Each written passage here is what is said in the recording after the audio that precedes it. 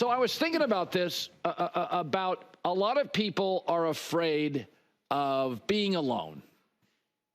And that, to me, there's always been a big difference between lonely, that's not great, and being alone. I'm alone all the time, and I like it.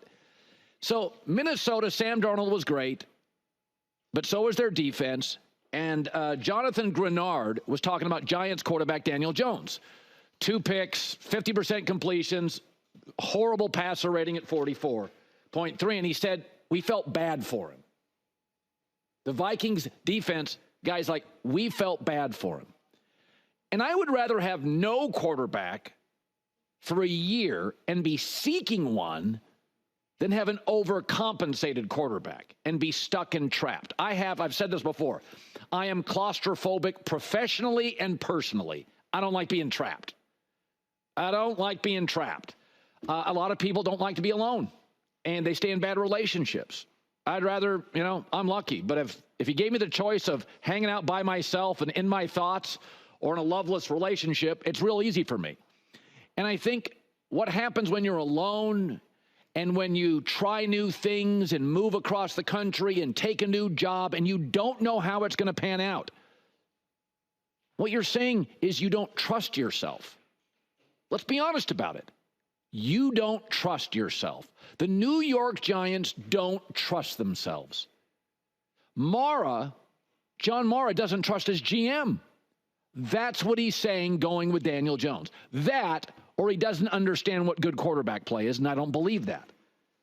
The lesson today is don't fear the unknown. The unknown is exciting and fun. I've said every job I've ever taken I wasn't ready for. That's the fun of it. I had a friend years ago, she took a job at Google. She said she was lost for 6 months. I was like, yeah, that's the great part. But deep down, you trusted yourself. The Giants don't trust themselves. Daniel Jones, since he signed the contract, has a 65 passer rating. He's 1-6. He's awful. And they're still arguing. When you have no quarterback, there's absolute clarity. Uh-oh, we're all getting fired unless we get this right. That's an amazing place to be. The only place better to be in the NFL is we got Patrick Mahomes. We got Matt Stafford. We got Josh Allen. We got Lamar Jackson. We got Justin Herbert. We got Jalen Hurts. We got Dak. That's the best place you want to be, is having the guy. The second best place is we don't have him. We can get fired. It's on us. That's like being single. A bad quarterback, overcompensated quarterback, Cleveland, the New York Giants. What an awful place to be. Give New England credit. 3 years of Mac Jones, he got him to the playoffs. And they're like, now we don't think he's good enough, and we don't think he's the right guy or leader. See ya. Russell Wilson, Sean Payton. Russell wasn't the problem last year. It was Denver's defense. Sean Payton's like, yeah, it's not going to work long term. Boom. And they got their guy. San Francisco, Garoppolo gets to a Super Bowl. So, I know, but there's certain things he can't do. We're going to move off him. Trey Lance. Yeah, we're going to move off that too. The offensive coaches, Goff to Stafford, the offensive coaches in this league trust themselves.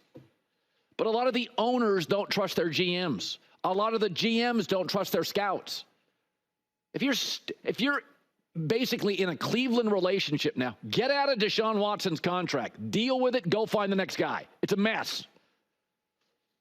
Go look at the great offensive coaches. They're not afraid to be alone. They're not afraid to not have the guy. I mean, it's just like if you're in a 6-year relationship with somebody, you're 6 years, you're in a relationship, and a friend asks you, you think he's the one or she's the one? And your answer is, well, I really like her dad. I mean, we just leased a car. We have a dog together. Time to draft a new boyfriend or girlfriend. Time to get a new quarterback. That's not the answer. Fear is clarity. No quarterback is clarity. Everybody in the building knows. Get it right or we're all fired. Bet on yourself. The Giants are afraid to do that.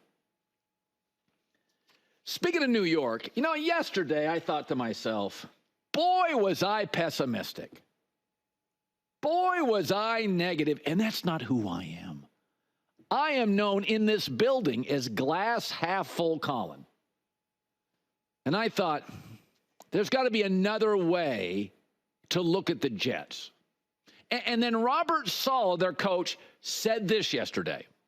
And so I thought this morning, how about 5 positive things about the Jets? And there are 5. Number 1, San Francisco's a tough opener.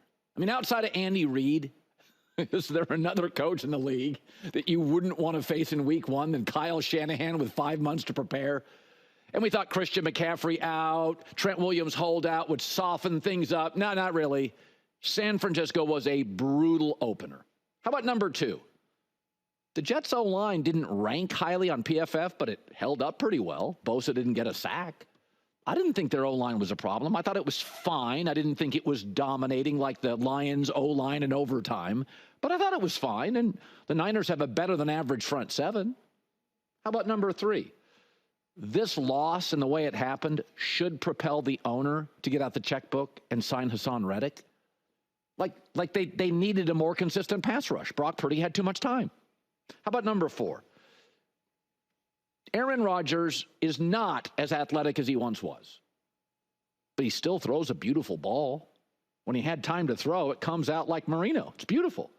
He was the 4th highest graded passer week 1.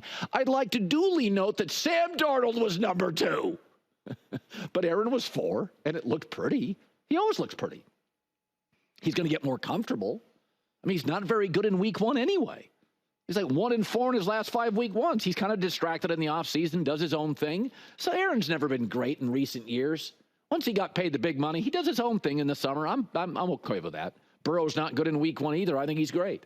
And number 5 is getting blown out in week 1 is not gloom and doom. The last 4 years, a team that got blown out in week 1 made the playoffs. I mean, Kansas City didn't get blown out, but Kansas City lost week 1 at home last year to Detroit and then won the Super Bowl. So Julian Edelman yesterday on our show said, let's just pump the brakes on the doom and gloom for New York. They played the defending NFC Championship team against the 49ers, a team that has continuity, that's played with each other for multiple years now. We can't just expect the Jets, who were a 7-win team last year, to go out there and compete with like one of the best teams in the league. And Aaron Rodgers, he's smart enough to learn what he has to do to be productive. That was his first game with live action bullets. So like, I'm pumping the brakes on the whole thing. Yeah. I feel better about myself today. I don't want to be like a negative guy, spraying the negative aerosol over the crop week 1. That's not who I am. Did I mention that Sam Darnold had the 2nd highest passer rating? That may have slipped by. I just want to make sure everybody realizes Sam Darnold was the 2nd highest rated passer. There's a lot of positive vibes. By the way, the Vikings schedule gets much tougher. The Jets schedule gets much easier. So I do think right now, if I had to make my 2 favorite bets of week 2, one of them is Jets at Tennessee -4. I think the defense will play with its hair on fire. It was completely embarrassed. Robert Saleh confidently said that's not going to be the problem. Will Levis is not going to succeed. Jets win comfortably in week 2. Vikings, meanwhile, schedule gets much more difficult in the next 4 to 5 weeks. Probably pull back a bit. Hi, everybody. It's me, Uncle Colin. Subscribe here to get the latest from the herd, including exclusive behind-the-scenes videos and more, wherever you may be, however you may be watching. Thanks again for making us part of your day.